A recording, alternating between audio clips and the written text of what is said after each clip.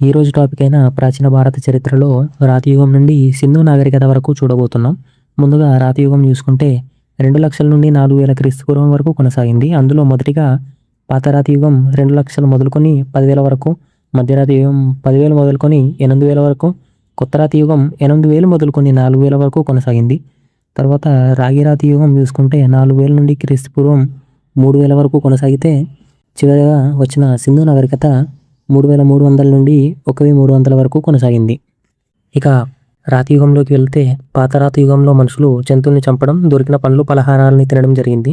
వాళ్ళ యుగంలో సాధించిన గొప్ప ఆవిష్కరణ ఏదైనా ఉందంటే అది నిప్పుని కనుక్కోవడమే. వాళ్ళు వేసిన పెయింటింగ్స్ ఇప్పటికీ మనం మధ్యప్రదేశ్లోని భీంబేట్కలో అండ్ పాత రాతి యుగం, మధ్యరాతి యుగం, కొత్త రాతి యుగం యొక్క ఆనవాళ్ళని మనం ఉత్తరప్రదేశ్లోని బీలన్ వ్యాలీలో చూడవచ్చు. ఇక మధ్యరాతి యుగానికి వస్తే ఇక్కడ మనుషులు ఆయుధాలను తయారు చేయడం స్టార్ట్ చేశారు. వాళ్ళని మనం మైక్రోలిథ్స్ అంటాం. అండ్ ఈ యుగంలోనే జంతువులతో జీవించడం కూడా స్టార్ట్ అయింది. వాటి ఆనవాళ్ళని మనం ఇప్పటికీ రాజస్థాన్లోని బాగూర్, మధ్యప్రదేశ్లోని ఆడంగర్లో చూడవచ్చు. ఇక చివరిదైన కొత్త రాతి యుగాన్ని చూసుకుంటే ఇక్కడ మనుషులు చక్రాన్ని కనిపెట్టడం జరిగింది. వ్యవసాయం కూడా ఈ యుగంలోనే మొదలయ్యింది. వాళ్ళు మొదటగా పండించిన పంటలు గోధుమలు మరియు యువలు. వీటి ఆనవాళ్ళు మనం పాకిస్తాన్లోని మెహర్గర్ అనే ప్రదేశంలో చూడవచ్చు. అండ్ కాశ్మీర్లోని బుర్జా హోమ్లో మనం మనుషులతో పెంపుడు జంతువుల్ని పూడ్చిన ఆనవాళ్ళు చూడవచ్చు. ఇక రెండవదైన రాగి రాతి యుగాన్ని చూసుకుంటే ఇక్కడ మనుషులు మెల్లమెల్లగా రాగిని వాళ్ళ ఆయుధాల్లో వాడడం మొదలుపెట్టారు.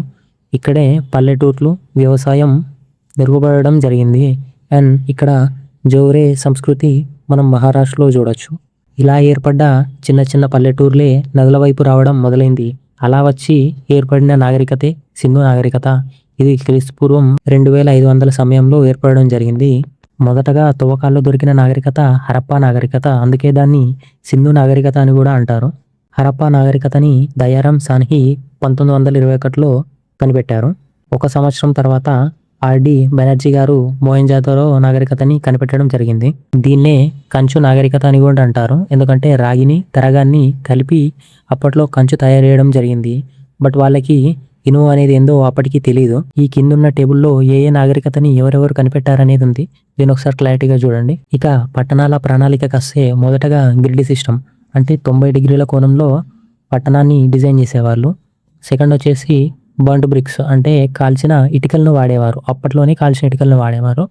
నెక్స్ట్ది డ్రైనేజ్ సిస్టమ్ అంటే చెడు నీరు బయటకు వెళ్ళడానికి కంప్లీట్గా కవర్డ్ డ్రైనేజ్ సిస్టమ్ ఉండేది. అంటే భూమి లోపల నుండి వెళ్ళేది, బయట ఎక్కడా కనిపించేది కాదు. నెక్స్ట్ వచ్చేసి సిటాడల్ అంటే రాజులకి ఇలా పైన ఉండడం అండ్ మిగతా ప్రజలు, నార్మల్ ప్రజలంతా ఇలా కింద ఉండడం, రాజులు పైన ఉండడం లాంటి స్ట్రక్చర్స్ కూడా అప్పట్లో మనం చూసుకోవచ్చు.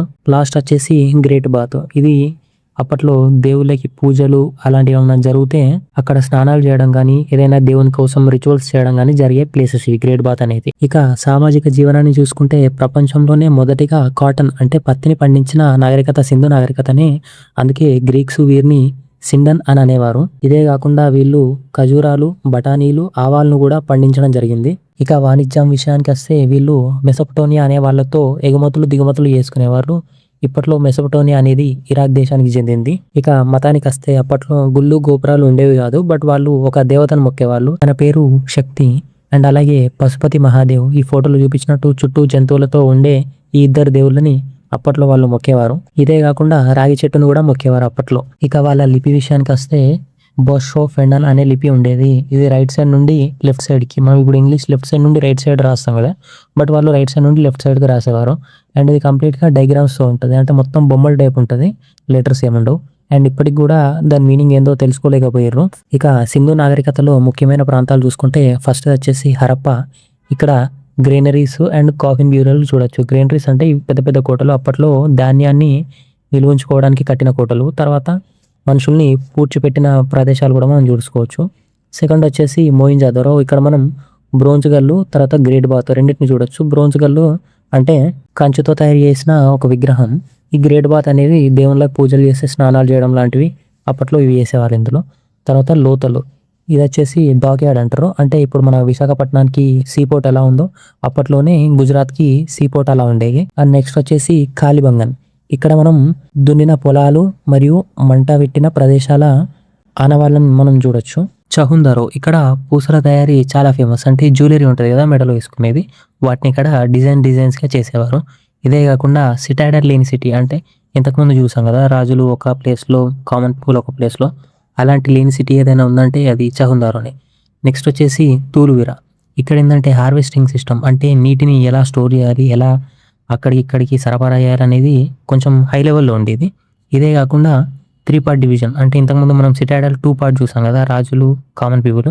అలా గాకుండా 3 పార్ట్ లెవెల్‌లో డివిజన్ ఉన్నది ఏదైనా ఉందంటే అది ధోల్వీరా ఒకటే. ఆ కాలం నాటి సింధు నాగరికత ఈ టైంలో ఏ ప్లేస్‌లో ఉందని చూసుకుంటే మనకి హరప్పా పాకిస్తాన్‌లో, కాలిబంగన్ ఇండియాలోని రాజస్థాన్‌లో, మొహంజదారో, చహుందారో ఇది పాకిస్తాన్‌లో అండ్ ధోల్వీరా లోతలొచ్చేసి ఇండియాలోని గుజరాత్ ప్లేస్‌లో ఉండడం జరిగింది. ఇంకా లాస్ట్‌గా వచ్చేసి కంక్లూజన్ అండ్ డిక్లైన్ అంటే ఎలా ఈ నాగరికత అంతరించిపోయిందంటే దీనికి సైంటిస్టులు 3 రీజన్ చెప్పారు.